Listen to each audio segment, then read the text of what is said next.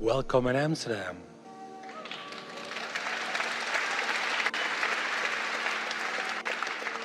It's a magnificent convergence, It sure is. whether we're here or not. Always.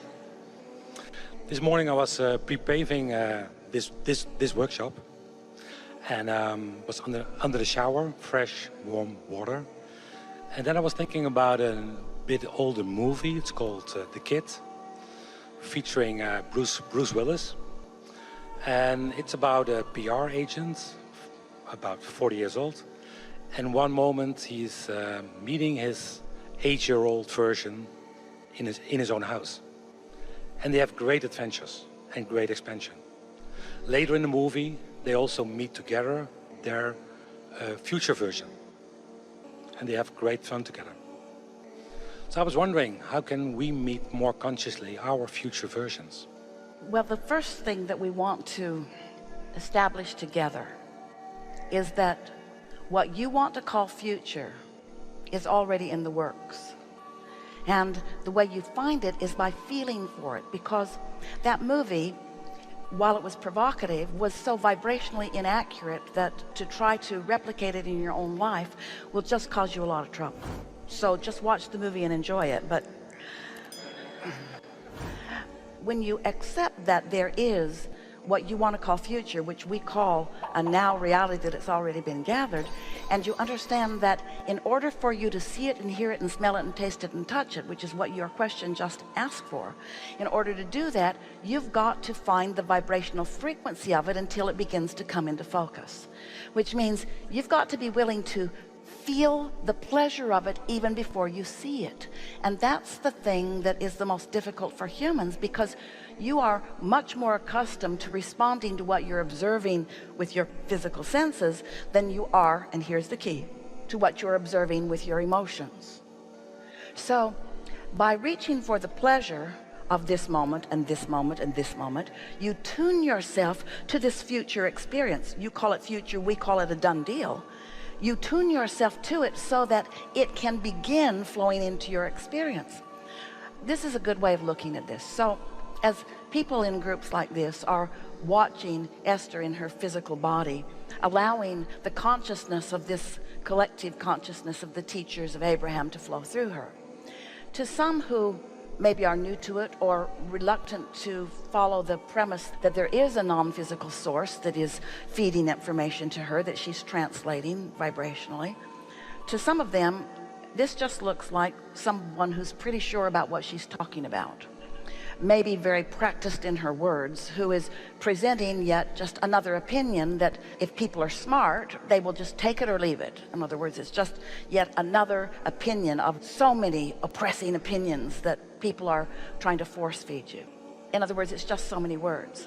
But if you feel some resonance in some of what you hear here, not even hearing it from here, from somewhere else, and you have found a way to tune to this higher frequency of who you really are, so that the thoughts are flowing easily into your mind because there's no resistance keeping them out of your mind. You've got your valve open and they're flowing in, and you receive an idea, maybe not earth-shattering, maybe not like writing on a wall, but something that just feels like an interesting thing that you might want to do. And so you follow through with that impulse, and then that impulse leads to something, then leads to something, and you show yourself that by being tuned in, you received an impulse, and that impulse was pure guidance, and you moved rather swiftly toward the unfolding of things that you want.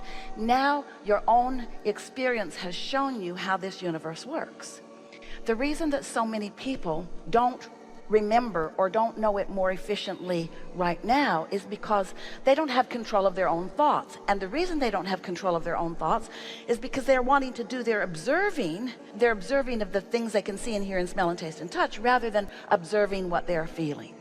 And so when you decide that you're going to feel your way into the frequency of your vortex, and then once you're in the frequency of your vortex, then what's already being revealed to you can be realized by you. It's the realization of it that you've got to get yourself queued up for.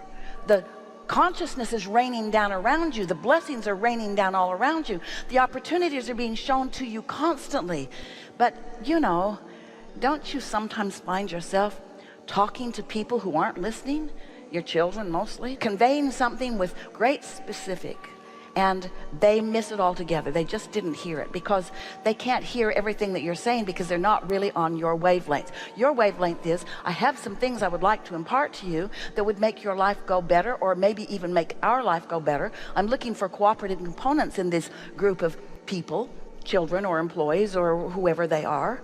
And what they're hearing is blah, blah, blah, blah, blah, blah, blah, as they're not on the wavelength with you. And so the same thing happens. You've got to get yourself tuned to this frequency, and then those impulses come to you, and that's how you see what you want to call future. But the thing is, it won't stay future very long, because you're going to feel it in the moment. And the more moments that you're feeling it, in every moment that you feel it, a piece of it's going to be realized by you, not revealed to you. It's already revealed to you.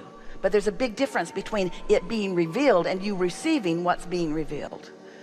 Oh, you'll get so good at this. You'll get so that you will so look forward to those few minutes when you deliberately quiet your mind so that you can watch the movie for the pleasure of it, not because you're trying to make something happen or fix something that's broken, for the pleasure of that alignment with who you really are.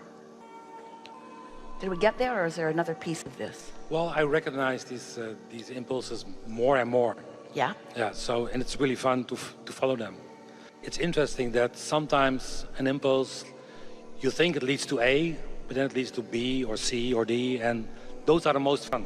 Sometimes when it really gets good, after you've practiced this alignment and have experienced it often, sometimes you will feel an impulse to move right into something that formerly you would have thought you should avoid. But it's so meaty in there. And in that, what you formerly would have called a contrasting moment that you could have done without, now you're in step 5, where you realize there's clarification in this uncomfortable moment. And as you witness rockets of desire being born right before your eyes, you don't feel resentful about what happened, or unhappy about what happened, or guilty about what happened. Instead, you acknowledge you were being guided by your source energy into something that you thought was a problem, that was full of a question, that brought a solution, that was evolution that you've been asking for. Yeah. For sure. Yeah. Yeah. It's exactly the story how I found my new house. Yeah. Exactly. Yeah. Thank you so much. We have enjoyed it immensely. Now what? We've enjoyed this time together, and we are appreciative that you have been willing to come and play with us. We acknowledge the yous that you brought here, and we acknowledge the yous that you are now. And we are thrilled with the vibrational difference that we have all become together. Be easy about all of this, and if anyone asks you what you've been doing, just say to them, I've been figuring out how to live happily ever after. And when they say, that sounds weird or sort of frivolous, you might be inspired to say something like this to them. My happily ever after is what I was born to live. And I got sideways of that for a while, but now I'm back. There is great love here for you. And as always, we remain joyfully in your vortex.